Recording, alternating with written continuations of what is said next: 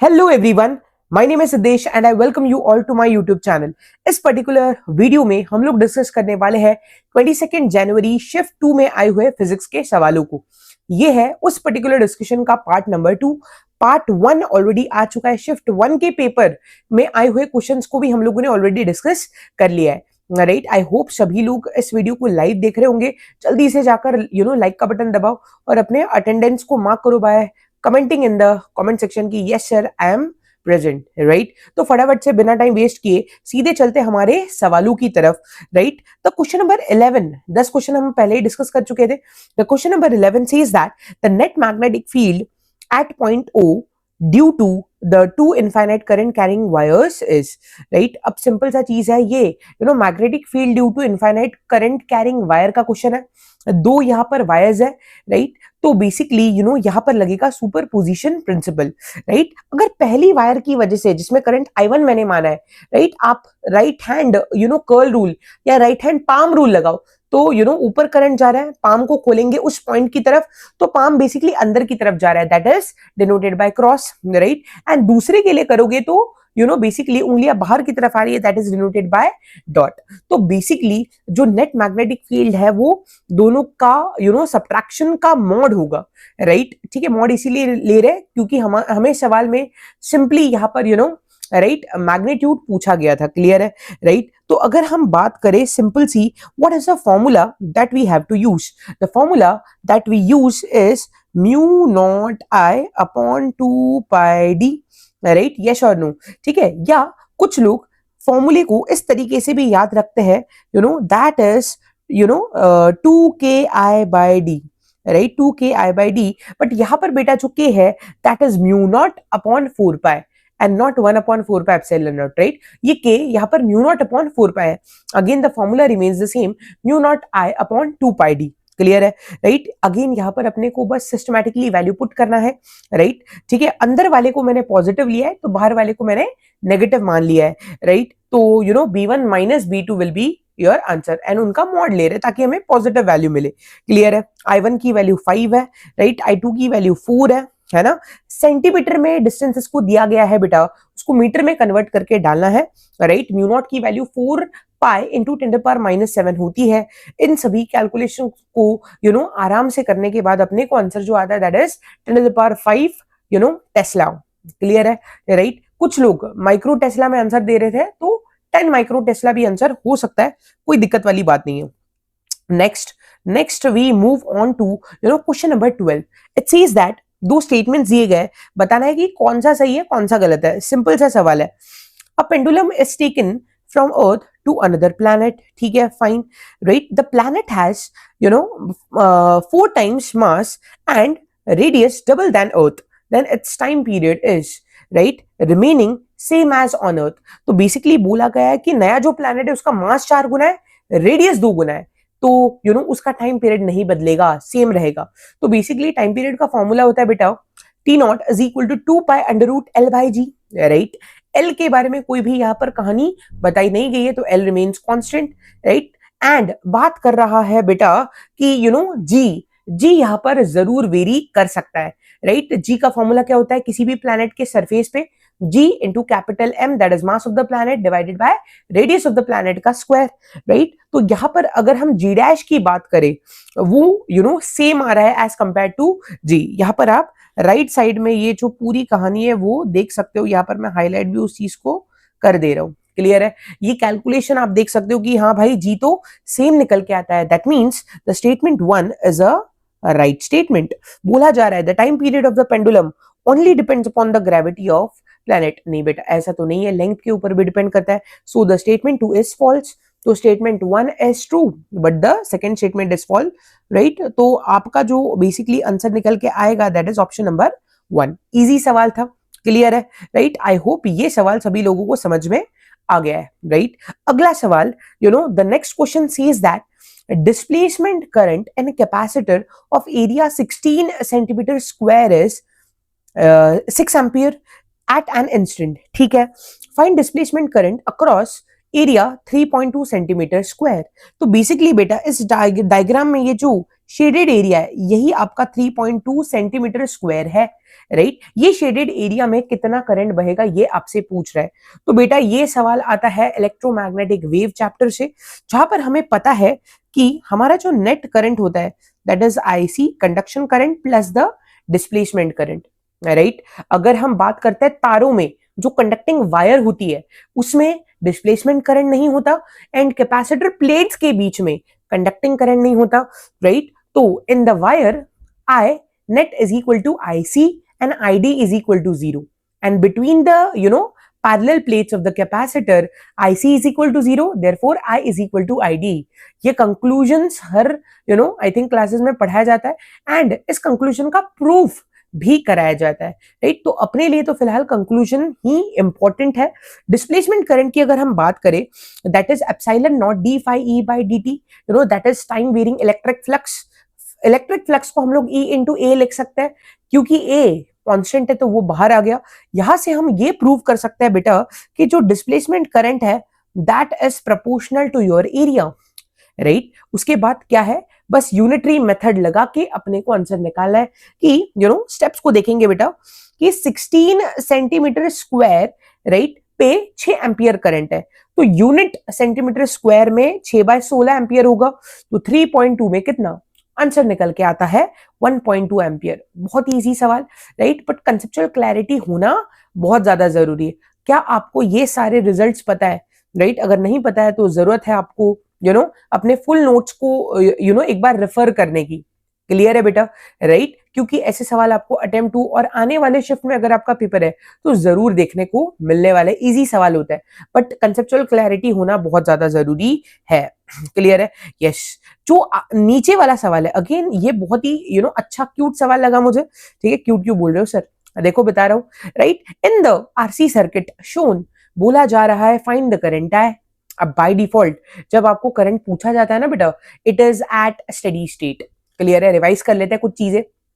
Eight steady state, right, एक अनचार्ज capacitor अगर है इनिशियली एंड उसको बैटरी से कनेक्ट कर दो तो स्टेडी स्टेट पे वो ओपन सर्किट की तरह बिहेव करता है। रीजन कि उसने मैक्सिमम चार्ज अक्यूमुलेट किया, करते गया। एक समय ऐसा आएगा जब वो मैक्सिमम चार्ज अक्यूमुलेट कर चुका होगा, अब वो कोई एक्सेस चार्ज बैटरी से नहीं लेगा, तो the charge is zero, so the current will B also zero. बेटा क्या ये चीज क्लियर है? चार्ज अब कोई एक्स्ट्रा फ्लो ही नहीं कर रहा है तो करंट कहां से आएगा? Hence at steady state capacitor acts like a open circuit. इसका मतलब यहां पर जो मैं हाईलाइट करूं उस पे ध्यान देना बेटा। ये जो आरसी वाली सीरीज ब्रांच है जिसको मैंने हाईलाइट किया था, ये क्या बन जाएगी? ये बन जाएगी ओपन सर्किटेड। क्लियर है? राइट? इसी चीज को मैं डायग्राम में भी अब हाईलाइट करने वाला हूं। ये देख रहे हो ना बेटा, यहां पर मैंने उन चीजों को आर और सी को उड़ा दिया है, राइट? अगर कोई करंट है ही नहीं तो उस ब्रांच में आर और सी का कोई सिग्निफिकेंस नहीं, तो उसको ओपन सर्किट अपन बना सकते हैं। अब मुद्दा इससे ये उठता है कि राइट साइड वाला जो रेजिस्टेंस का गुच्छा है उसको देखना बेटा। क्या ओपन सर्किट करने से उन रेजिस्टेंस में जाने वाला करंट जो है, ठीक है, जाने वाला जो करंट है, क्या वो 0 एम्पियर बन गया? क्या ये बात सब लोग समझ पाए? ध्यान देना, बहुत ही क्रिएटिव सवाल है, राइट? क्योंकि आरसी राइट वो ब्रांच एलिमिनेट हो गई है, रिडंडेंट हो गई है, फिलहाल के लिए ओपन सर्किट हो गई है। तो जो राइट साइड में गुच्छा है रेजिस्टेंसेस का, जो आप स्क्वायर शेप देख रहे हो और डायगोनल में भी रेजिस्टेंस है, उसमें तो कोई करंट जा ही नहीं रहा, कोई करंट डिवाइड ही नहीं हो रहा। क्या ये बात आपको समझ में आई? राइट? रीजनिंग बहुत इंपॉर्टेंट है। फिर से सुनो, जो ब्रांच है आरसी की वो ओपन सर्किट हो गई, इसकी वजह से जो राइट साइड में गुच्छा है रेजिस्टेंसेस का, उसमें कोई भी करंट डिवाइड नहीं होगा, क्योंकि डिवाइड होने के लिए करंट है ही नहीं, 0 एम्पियर। तो बेसिकली वो जो करंट का गुच्छा है राइट साइड में जो आइसोलेट हो रखा है in the shape of a square, वो रिडंडेंट बन जाएगा एंड हम सभी को एलिमिनेट कर सकते हैं, राइट? तो यहां पर मैं अब उनको एलिमिनेट कर रहा हूं, उनको थोड़ा फिगर से गायब कर रहा हूं। ठीक है? यस। तो आई होप ये सभी लोगों को क्लियर है, राइट? कोई डाउट है बेटा कमेंट सेक्शन में जरूर लिखना कि क्या आपको ये स्टेप समझ में आई। तो फाइनली जो आपका सर्किट है वो इतना सा ही बचेगा। फाइनली जो आपका सर्किट है वो इतना सा ही बचेगा, जो आपके सामने ऑलरेडी मैंने बना रखा है। क्लियर है? अब थोड़ा डील करता है, राइट? देखो बेटा, ये जो दो रेजिस्टेंसेस है, ये जो दो रेजिस्टेंसेस है, राइट, साइड बाय साइड, ये तो सीरीज में एंड ये पैरेलल में होंगे किसके साथ? उस साइड वाले आर के साथ। क्लियर है? तो बेसिकली अगर हम पहली स्टेप देखें तो क्या आ जाएगा, 2r is in parallel with r। Agree करते हैं सभी लोग, यस और नो? तो जो भी इन सभी का इक्विवेलेंट रेजिस्टेंस आएगा वो इस वाले के साथ किस में होगा बेटा, वो उस वाले के साथ सीरीज में होगा, राइट? एंड ये जो आर है जिसको अभी मैंने सर्कल किया है उसके साथ पूरी कहानी पैरेलल में हो जाएगी, राइट? तो बेटा अगर हम पूरा लिखे 2r is in parallel with r, right? ठीक है, उसके बाद it is in series with r, right? And now this whole combination is in parallel with R again. Clear है? Right? And ये पूरा जो combination आएगा, right? ये अब जो मैंने सर्कल किया है रेजिस्टेंस इसके साथ सीरीज में होगा। क्या ये आपको कहानी समझ में आई? यस और नो बेटा? क्लियर है? राइट? आई होप ये सबको समझ में आया। फिर से रिवाइंड करके फिर से सुनना इस एक्सप्लेनेशन को, आराम से डायग्राम बनाओ अपने बुक में एंड तब आपको समझ में आएगा। क्लियर है? ऐसा मत एक्सपेक्ट कीजिए कि हम बिना पेन पेपर हाथ दिमाग चलाए ऐसे ही एक्सप्लेनेशन सुन के ही समझ लेंगे, ऐसा नहीं होता बेटा। क्लियर है? पेन पेपर लेके एनालाइज करो, वीडियो में पीछे जाओ, फिर देखो कि मैंने क्या एक्सप्लेनेशन दिया है। बस हमें अब इस पूरे एक्सप्रेशन को सॉल्व करना है, राइट? तो अगर हम देखें 2r is in parallel with r, तो basically R1 R2 upon R1 plus R2 वो शॉर्टकट में यूज करूंगा यहाँ पर कि अगर दो रेजिस्टेंसेस पैरेलल में तो सीधे सीधे हम लोग ये कहानी कर सकते हैं। क्लियर है? 2r/3 आंसर निकल के आता है, that is in parallel series with r। तो कितना निकल के आएगा? इन दोनों का जो सम है बेटा वो निकल के आएगा, that is nothing but 5r divided by 3। 5r divided by 3 parallel है किसके साथ? It is in parallel with your r। तो देखते हैं अब क्या कहानी है। तो अगर ऐसा है तो यहां पर अगर हम कैलकुलेशन करें निकल के आएगा 5r² अपॉन 3, R1 R2 वहां से किया मैंने अपॉन R1 प्लस R2। तो R अगर मैं कॉमन ले लूं तो 5/3 plus 1 that is 8 divided by 3। Smart हो बेटा, इतना कैलकुलेशन आप समझ सकते हो। ठीक है, आंसर जो निकल के आता है दैट इज नथिंग बट एक R कैंसिल हो जाएगा, राइट? 8 3 और 3 भी कैंसिल आउट हो जाएगा। तो the answer that comes out to be it is 5/8r। And finally जो एक रेजिस्टेंस बचा उसके साथ वो सीरीज में, तो जो आपका R इक्विवेलेंट है पूरे सर्किट का that is nothing but 13r divided by 8। Clear है? अपने को करंट चाहिए था, so your current will be V divided by R equivalent, right? And that comes out to be 8 V divided by 13r। Clear? That is option number 3। Beautiful सवाल था, right? आपको circuit theory के जो concepts है वो बेहतरीन तरीके से क्लियर होने चाहिए। बाकी इसमें कोई खास चीज नहीं है, बाकी जो चीजें आपने पहले से कर रखी है उसमें कोई भी नई बात नहीं थी। आई होप ये सवाल भी आप लोगों को समझ में आया होगा। चलो let's go ahead and move on to the next question.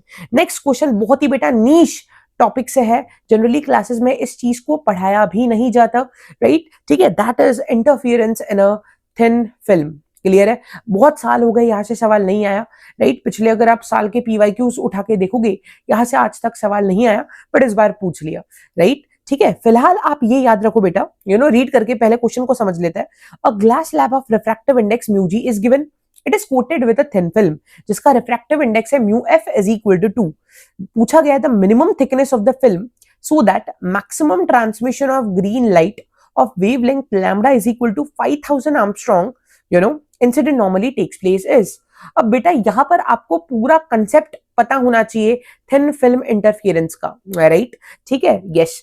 आप चाहे बताओ चाहे ना बताओ, राइट? मैक्सिमम लोग मुझे पता है कि ये कंसेप्ट नहीं पता होते, राइट? ये बहुत ही एक सिंपल सा रिजल्ट है जो उस कॉन्सेप्ट से निकल के आता है, that is 2μft is equal to n lambda, right? तो t का जो वैल्यू है वो कितना आ जाएगा बेटा इस फॉर्मूला से, n lambda divided by 2μf।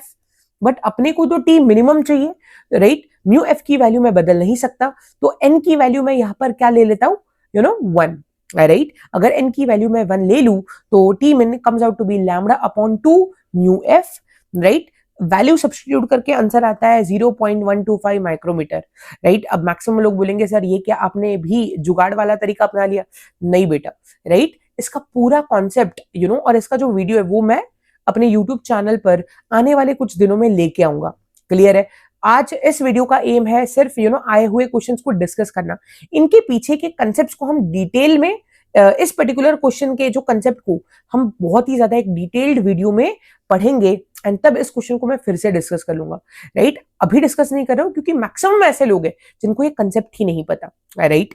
तो इस कंसेप्ट को मैं डिस्कस कर लूंगा एक अगले वीडियो में। क्लियर है बेटा? इस क्वेश्चन को फिलहाल आप स्किप कर सकते हो या जो सोल्यूशन मैंने दिया है उसको एटलीस्ट कहीं पर लिख लो, अपने नोट्स का पार्ट बना लो। क्लियर है? Question number 21, right? It says that a projectile is fired with a speed of 20 meter per second at an angle 60 degree with the horizontal. The speed at highest point of the trajectory is.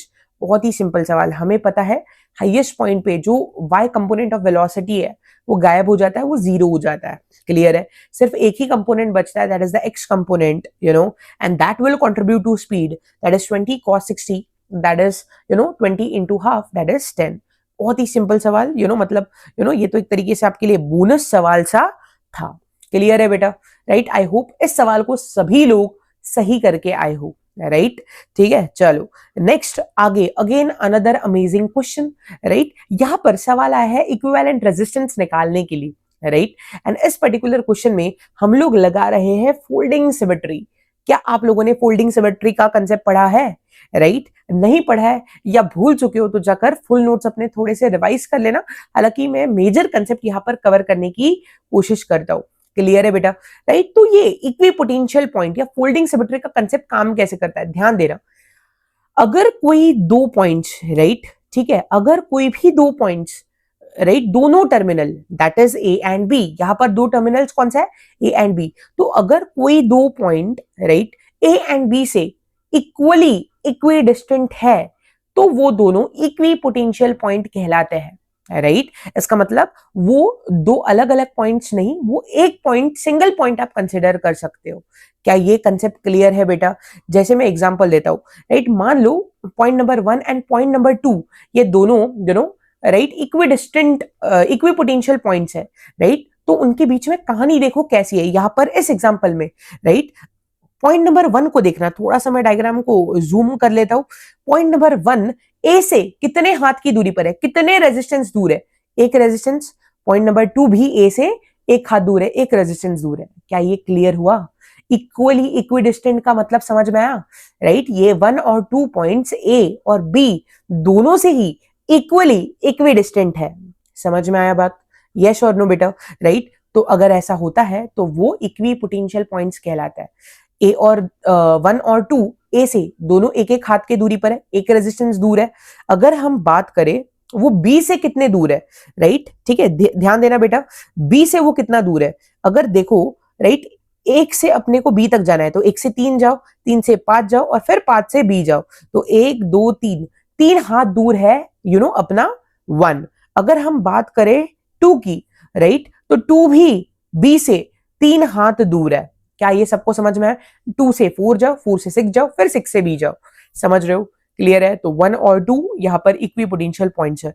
Similarly 3 और 4 भी equi potential points है, 5 और 6 भी equi potential points है, और जो बीच वाला point है बेटा वो है ना सिंगल ही रह गया, बिल्कुल तुम्हारी तरफ। क्लियर है? राइट? राइट? ओके, सो हाँ, दिल पे नहीं लेना, आगे बढ़ते हैं। तो अगर ऐसा है तो 1 और 2 पॉइंट को हम फोल्ड करके, राइट, ऐसे पेपर को फोल्ड जैसे करते हैं वैसे सर्किट को भी फोल्ड कर सकते हैं। इससे होगा क्या बेटा, थोड़ा सा ध्यान देना, ये जो आर है ये इसके साथ ओवरलैप हो जाएगा।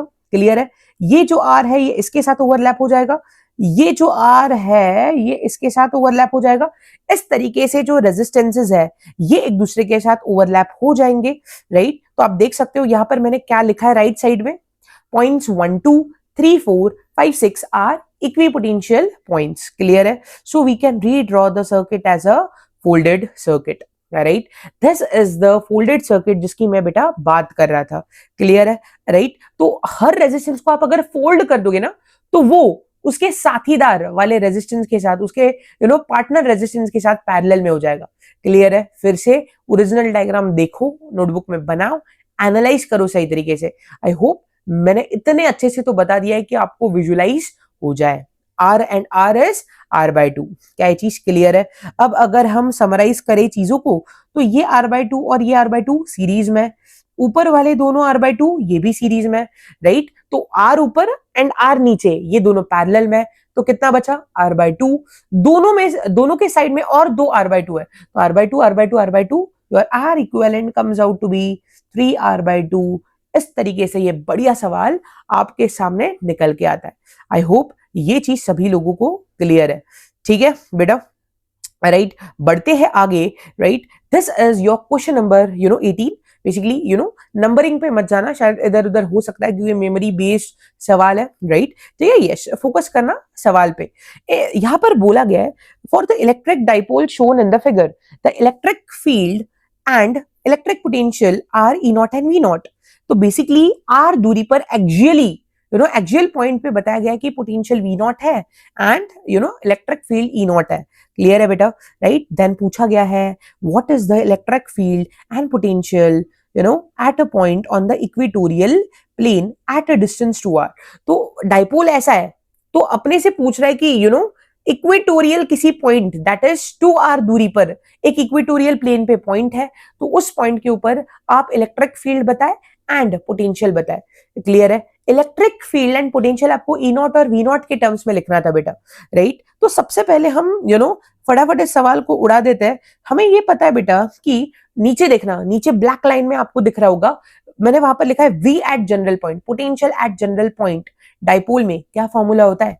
The formula is KP cos theta upon r²। देखो बेटा फॉर्मूले कितने हैंडी होते हैं, आपके टीचर्स आपको बोलते थे बार बार, भाई फॉर्मूले पढ़ लेना, फॉर्मूले रिवाइज करके जाना, फॉर्मूले ढंग से कर लेना, राइट। यस, अभी भी मैं वही बोल रहा हूँ, अटेम्प्ट 2 के लिए फॉर्मूले in physics are like boon for you. Otherwise आपको ये डिराइव करना पड़ता है, डिराइव करना है, राइट, आसान है, कोई खास बात नहीं है, बट बेटा फिर मैथ जैसे लेंदी सेक्शन को आप कैसे अटेम्प्ट कर पाओगे? उसके लिए भी तो अपने को समय बचाना है, राइट। ठीक है, तो यहाँ पर जनरल पॉइंट पे जो फॉर्मूला है पोटेंशियल का that is KP cos theta upon r²। Equatorial point के लिए थीटा की वैल्यू 90 है, राइट। 90 पुट करेंगे तो cos 90 0 आता है। तो मैंने यहाँ पर जैसे हाईलाइट अभी कर रहा हूँ, राइट, वहां पर पोटेंशियल बेटा 0 आ जाएगा। क्लियर है, राइट। इक्वेटोरियल पॉइंट पे what is the formula of this electric field due to a dipole at equatorial point? उसका फॉर्मूला क्या है? KP upon r³। r के जगह पर यहां पर मैंने वैल्यू डाल रखी है 2r, राइट। तो सब्स्टिट्यूट करने के बाद जो आंसर निकल के आ रहा है that is KP upon 8r³, right. आपका एक्सियल पॉइंट वाला जो फॉर्मूला था that is 2KP upon r³, इसकी वैल्यू E0 थी, राइट। तो जो ऊपर वाला इक्वेटोरियल पॉइंट पे जो आंसर आ रहा है दैट इज E0/16। ये सिंपल कंपैरिजन से आप सभी लोग निकाल सकते हो। आई होप ये चीज भी सभी लोगों को क्लियर है। आगे बढ़ सकता है बेटा, यस, चलो बढ़िया। आई होप अभी तक आप टिके हुए हो वीडियो में, ऐसा तो नहीं है कि यहाँ देखा मजा नहीं है। भाई नेटफ्लिक्स की सीरीज थोड़ी है, थोड़ा पेशेंस के साथ, थोड़ा डेडिकेशन के साथ बैठना पड़ेगा, तभी जाकर बड़े बड़े ड्रीम्स आप अचीव कर पाओगे। क्लियर है, एंड तक जरूर देखना। यहाँ पर बेटा देखो क्या बोला जा रहा है, यहाँ पर बोला जा रहा है name the logic gate. Believe me इस पेपर से एक दिन पहले, जस्ट एक दिन पहले मैंने ये सवाल अपने कम्युनिटी में डिस्कस किया है, एंड एज इट इज यहाँ पर ये सवाल उठ गया है। The question says that given circuit कौन सा लॉजिक गेट रिप्रेजेंट करता है? क्लियर है, यहाँ पर जो कंसेप्ट यूज हो रहा है बेटा that is nothing but whether the diode is forward bias और reverse bias, राइट। ठीक है, ये अगर आपको पता है तभी आप ये सवाल सॉल्व कर सकते हो। यहाँ पर डायोड के फॉरवर्ड बायस को चेक करने के लिए हम लोग ओपन सर्किट टेस्ट का यूज करते हैं, राइट। आई होप ये चीज आप लोगों को क्लियर है।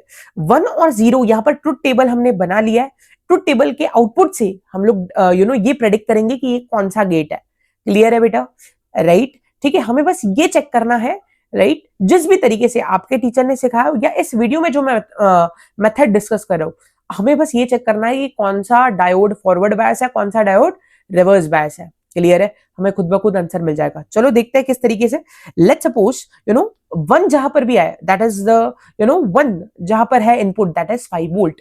क्लियर है, ये आई होप सभी लोगों को पता है। एंड 0 का मतलब होता है 0 वोल्ट। तो 0 से 5 वोल्ट के बीच में डिजिटल वोल्टेज फ्लक्चुएट करता है।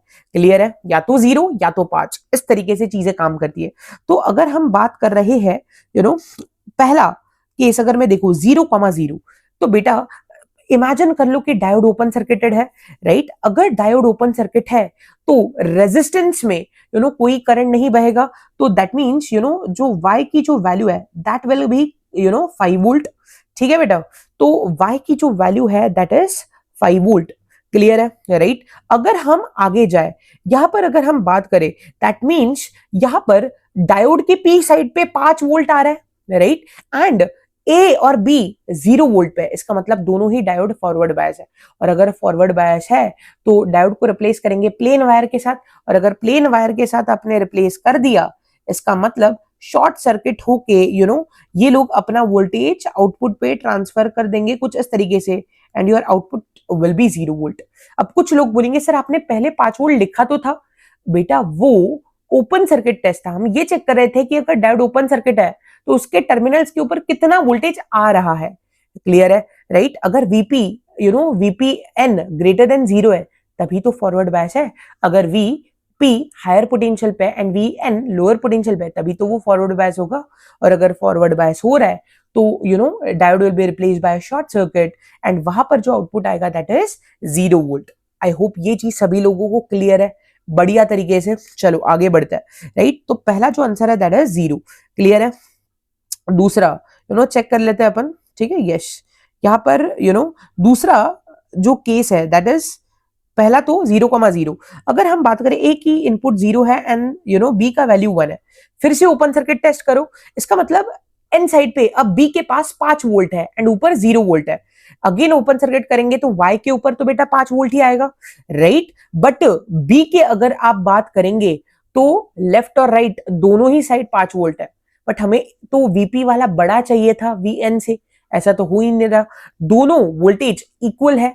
क्लियर है? तो बी यहां पर हो जाएगा reverse bias, and this will be A diode will be forward bias. और अगर फॉरवर्ड बायस है तो उसको फिर प्लेन वायर से रिप्लेस करो, एंड फिर वो अपना वोल्टेज ट्रांसफर कर देगा, एंड जो Y की जो वैल्यू है कुछ इस तरीके से यहाँ पर Y का वोल्टेज फिर 0 आ जाएगा।